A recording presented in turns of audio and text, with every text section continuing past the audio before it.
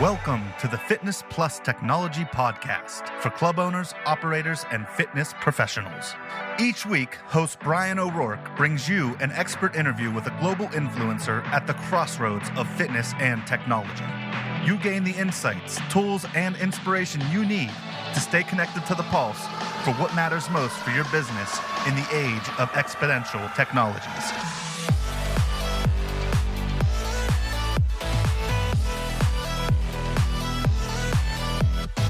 Well, welcome listeners to episode 157 of the Fitness Plus Technology Podcast.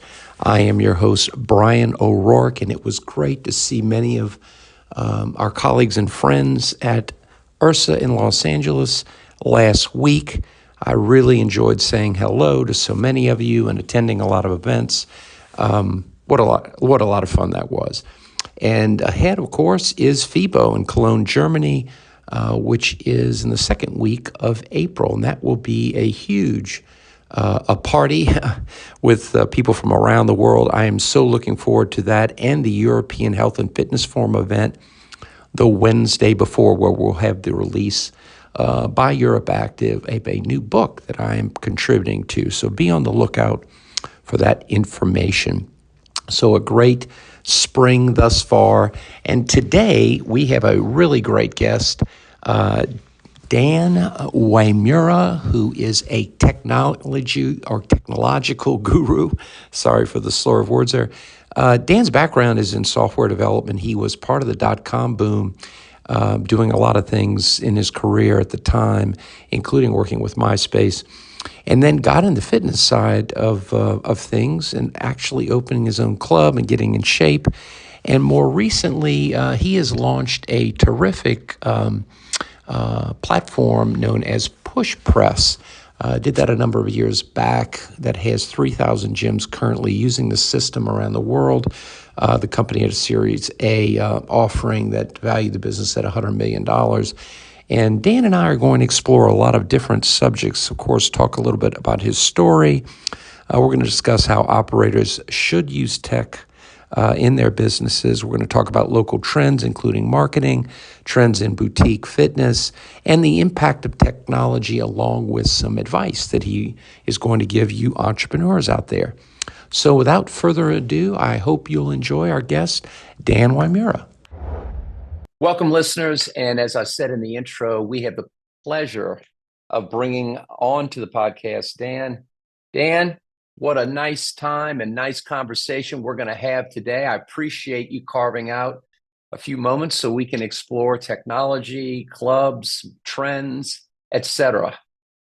Absolutely. My pleasure. Nothing I like speaking to more than some of the topics we're about to delve into. So let's get after it. You know, I always find with your background in tech, but particularly your background in fitness, tell me the story. I mean, you got involved in technology a while ago with some, I think, the dot-com era. How did you get involved in tech? So I've long considered myself to be an entrepreneur. And I think coming out of college, I graduated college around 98, 99. And that's right when the dot-com boom was happening. So the funnest place for me to be was kind of in the tech scene. Yep. I went to college to be a business major, but pretty quickly pivoted into computer programming because it's like that's where all the fun stuff was happening. And I just stumbled my way into doing tech stuff right out of college, doing that. And then you went through an epiphany on the gym business, from what I'm reading in your background. How did you get into fitness? You were in tech first, but what happened there? So when you're a computer programmer, they just basically pay you to sit at your desk and be at your desk as much as you can. And during the early days of the dot-com phase, they would just literally like have all-you-can-eat Italian buffets for lunch and dinner. So it's like, hey, we don't want you leaving for lunch. We want you to stay here and code. Like, grab a plate of carbonara, grab a plate of fettuccine, and just go back to your desk, take a couple Cokes, and just keep coding. So, you do that for like 7 years, and you're like 30 pounds overweight in your late 20s, and you're like, what happened to me? The catalyst, honestly, for me was I got separated and I had to make a choice of being in the Los Angeles dating scene as a 30-pound overweight computer software engineer or not. And I decided not. So I found my way into what I figured would be the fastest way for me to lose weight, which is kind of like I went P90X and I did these challenges and I finally found my way into kind of a CrossFit gym. And then from there, I was like, this is kind of the intensity I was looking for to try and shed this weight as quick as I could. And you got into fitness, and then you ultimately opened a gym, isn't that right? Or you Yeah. got into the business, yeah. Yeah. So, I mean, I fell in love with, I've always been kind of considered myself an athlete through high school and in fitness. You know, I was lifting weights as a high schooler, fell away from that in college and early career. And then was losing weight and I was having a great time back in the gym, you know, finding community, you know, having a good time again. And then I got laid off I was working at MySpace at the time. I got laid off and I was like, hey, you know what? I've been really loving this gym thing. I actually got accredited to be a coach and start training people. So I'm just going to take my layoff severance and open a gym. And that's kind of what I did. That's great. You know, it's having been involved in gym operations and in technology for many years, we share that and that kind of background in a different way, but there are a lot of similarities. Fitness, as far as fitness facility operations, clubs, gyms, and boutiques and others, is the challenge of appropriate adoption of technologies in this space. It's been slow to adopt. When those things have been adopted, they haven't really, you think of cardio theater, you think of these different kind of trends, and they didn't quite work out. I mean, look at Apple Gym Kit. It's adopted by less than 2% of users on treadmills. And it just seems like when it comes to technology and operating spaces of these fitness facilities, it hasn't quite achieved what it could when you compare it to retail or travel or banking or all these other industries. How do operators, in your opinion, what are the challenges? What's getting in the way of appropriate adoption of tech in this space, in your opinion? Yeah, I mean, in our world, there are different categories of these fitness studios. I live more in the SMB world, so I can speak better to that world. Yep. I will say in our world, if you think of it, I like to think of older industries. So if you think of like a mom and pop car dealership, go all the way back to the 60s, you know, a mom and pop car dealer, I'm dating myself, but that these people are ill-equipped to actually adopt technology. And what has to happen is these larger consortiums have to come through who are willing to invest in technology, willing to learn the best practices, because just buying technology doesn't solve anything. You have to learn how to adopt it, how to train people to use it, how to get customers comfortable with it. And once all those things happen, then the SMB, the mom and pop can look up to the bigger ones and go like, oh, I see how that works and adopt it. Fitness is an interesting space because it's so fragmented. It's not, car dealerships is a terrible example because it's like you run one car dealership, any car dealership can look at that and go like, okay, I'm going to copy that.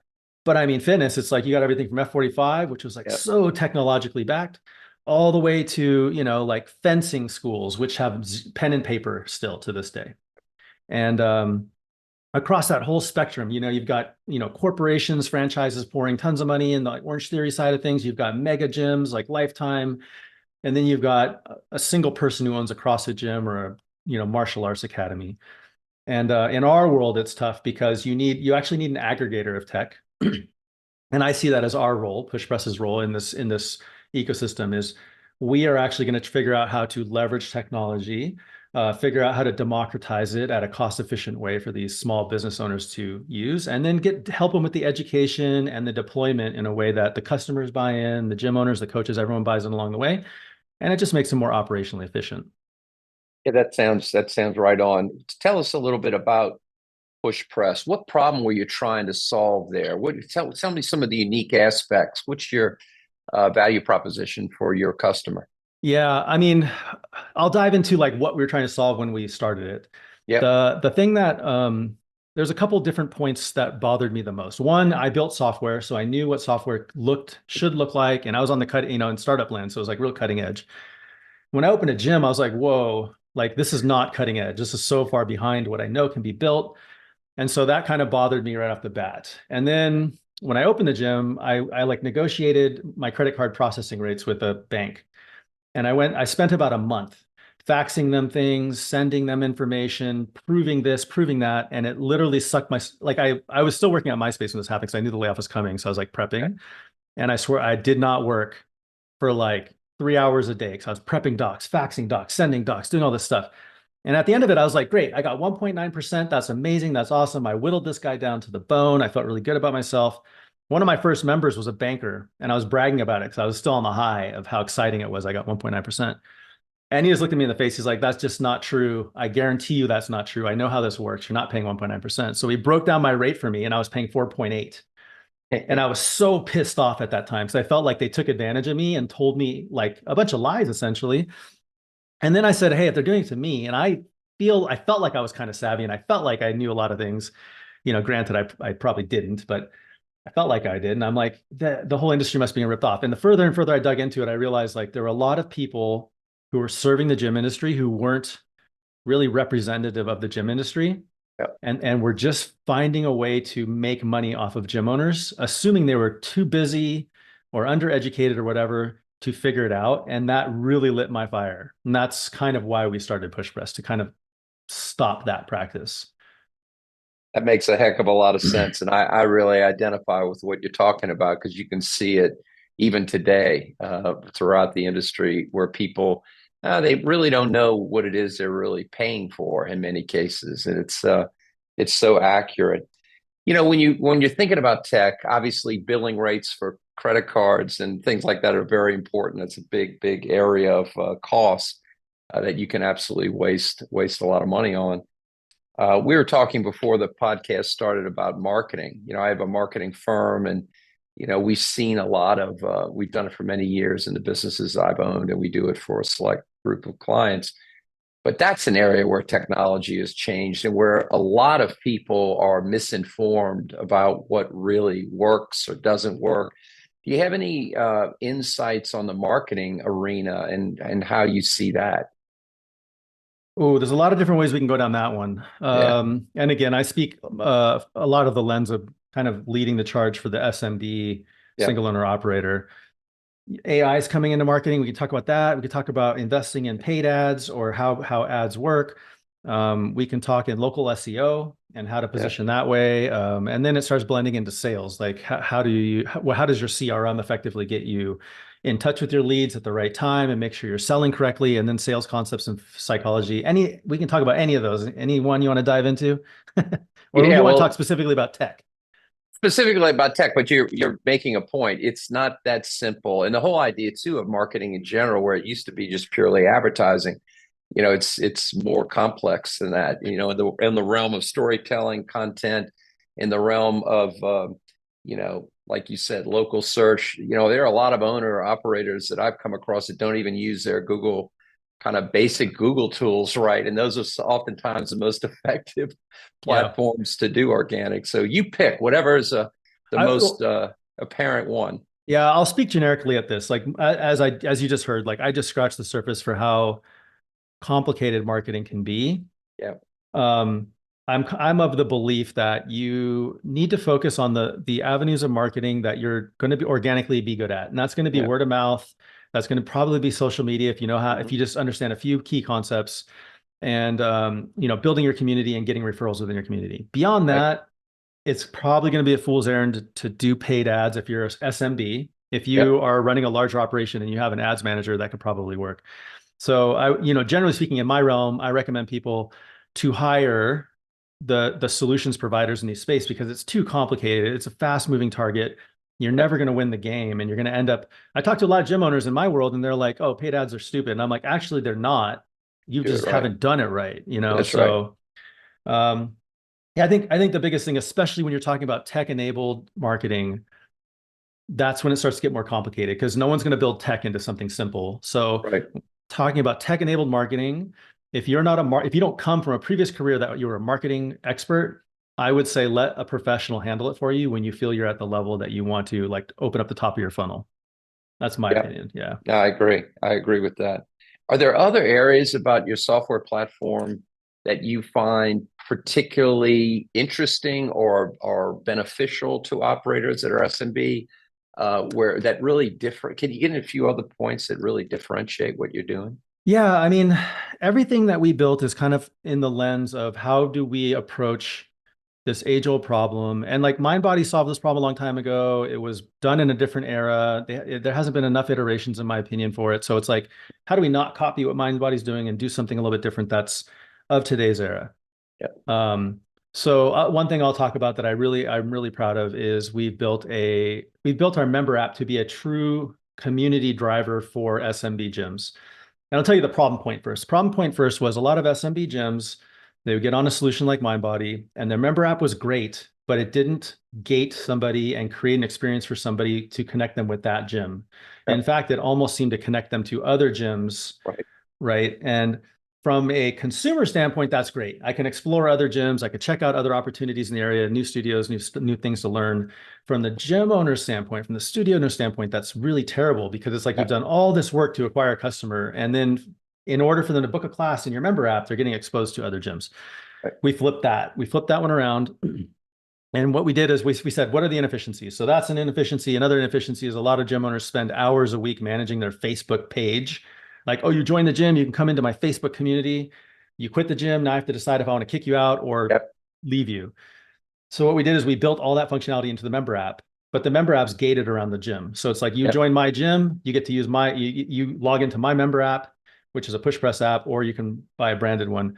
And then there's like social feed, commenting, GIFs. You can track workouts, you can give people fist bumps. So it's like the whole community is geared towards getting your members engaged with each other, because honestly, I think that's 80% of the benefit of what's happening in these small community-based gyms. It's the community. So that's something that's an example of how we've looked at existing solutions and the problems that get created and build a different solution around it. Yeah, that's a great example. I've been aware of that for a while. It's been that way for a long time with MindBody. And again, no, I'm not, but I think it's interesting because MindBody's business model is beyond just serving SMBs and gyms. It's really a consumer-facing product. Correct. So, and a lot of people don't really understand that. It is a slippery slope. That's a great example.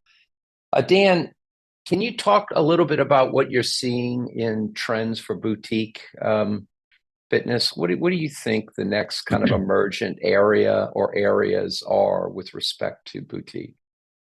So there's one that's happening now, which isn't just a boutique thing. I think it's an SMB thing. You've probably seen it everywhere, and I don't even know how I feel about it. As a consumer, I do not like it. And that's the whole passing the processing fee onto the consumer. Hey, it's a trend, and I get it. Like now that I'm tuned into it, like every coffee shop I go to, every small business, even I got a new house and I did flooring, and they're like, hey, it's gonna be 4% if you're gonna pay their credit card. It's almost like that is how business works now. So now gym owners are wanting that in their platforms now. That was one of those type of features where I'm like, I get it. I hate it as a consumer. I hate that I'm enabling my gyms to be able to do this, but it is a trend that all gym owners seem like they're wanting right now. So we actually built that into PushPress, launching it this week. Future trends, we can go down the rabbit hole of AI. I think their AI is going to change quite a bit of things in less profound ways that most people assume. But it also, there is quite a bit of opportunity for AI to do some pretty cool things that are more future facing trends. Yes, no, I agree with that. And in fact, I just wrote an article on the failings of Siri and the voice assistants, which are horrible. And then the emergence of chat AIs, which I've been playing with those. And I think you're going to see highly personalized coaching at some point emerge as a super personalization. We could debate this one because I agree with you.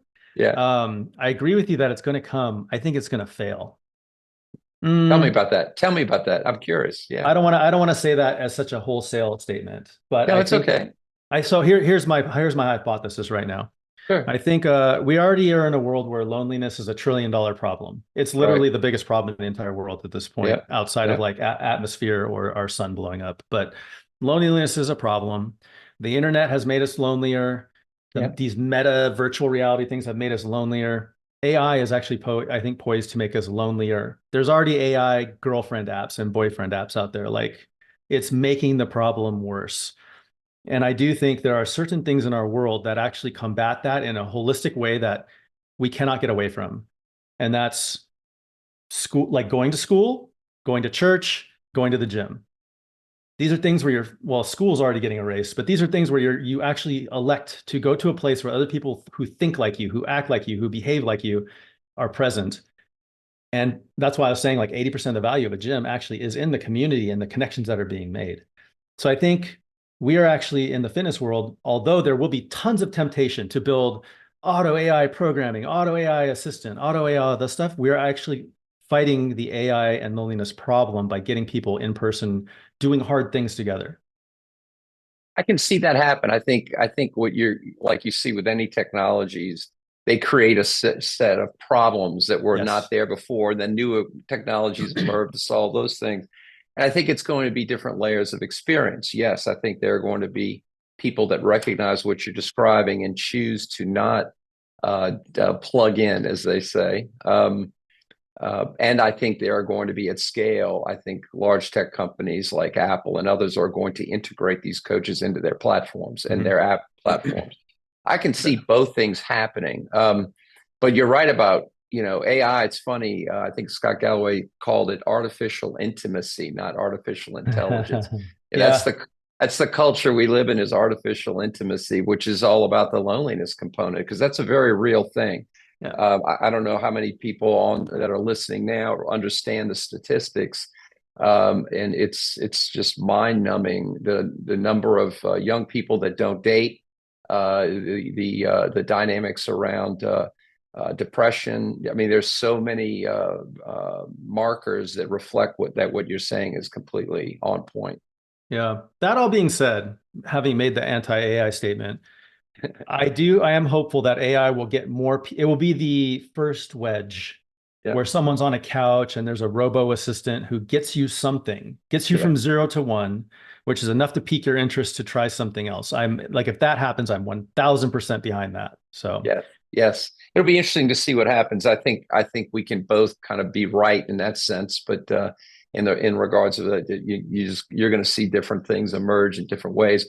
I'd also think we would generally agree, because you alluded to it earlier, that we certainly are in a hype cycle when it comes to AI right now, because there's the notion of it, and then there's what ultimately happens to get to the plateau of productivity that really starts impacting things in a real way. yeah, the most interesting thing I find about AI is it's going to change how we interface with software. I Yeah, think that's going to be the most important thing. It's not going to all of a sudden answer all the questions you have, and it's not even going to be reliable enough for you to trust it to do that. But yeah, we're starting to see design patterns come out in software where it just makes it more just human relatable. yeah, Instead of having to click on a menu item and click on a page and then drill down into a member and then look for a form field and enter some yeah. data and click a button, you can just say like, hey, update Johnny's date of birth to 1/1/2014. Done. Right. Yep. That's the thing that's got me excited about AI. Yeah, and when it comes to even coding itself, my oldest is a software guy. He has a master's degree in computer engineering, and he was telling me about using Copilot when he was coding Python, and he's like, it just blew his mind. He's like, he's Yeah. coding, and all of a sudden he goes, "Are you trying to do this?" Yes, and boom, the Yep. code.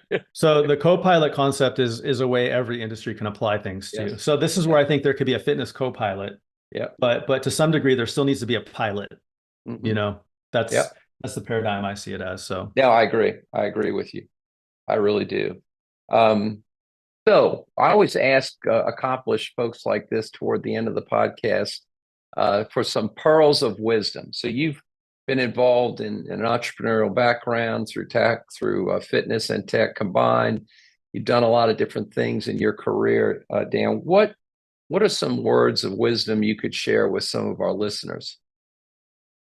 I think one of the big ones, I mean, there's so many. The one of the first ones that comes to mind is the idea that ideas are cheap and execution means everything. So a lot of times I'll encounter people who are kind of they're cagey about sharing their ideas. And what I always want to tell them is like, hey man, like everyone's already heard every idea that you've ever had, and nothing's unique. But actually getting something done is where the rubber meets the road. There is actually what matters. And I do think we live in this world today where Instagram is telling everyone everything, all the ideas, and it's just who wakes up in the morning and just can execute and realize that you don't have to execute. You don't have to eat the whole elephant in one bite. It might take you 10 years. So in that lens, what I tell business owners that I talk to is give everything away. There is no fitness secret that you can tell your audience that they haven't heard on YouTube already. But by giving it away, you are going to hit people who haven't heard it yet, who will now start to see you as like, this person can teach me something. They've provided me value.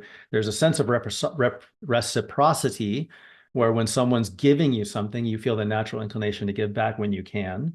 And so you want to get out on social media and talk about marketing on your personal account, I believe, not a brand account for a small business. We're always caveat it with small SMBs. Get on your personal account, give as much value as you can. Here's how, here's how your nutrition should look. Here's some recipes you can do. Here's a workout you can do. Hey, follow this workout with me. This is why I'm doing this thing. Hey, follow me while I'm running my gym. Just tell them everything, because eventually they're going to realize like execution's hard and they need a coach and an accountability partner to get the job done.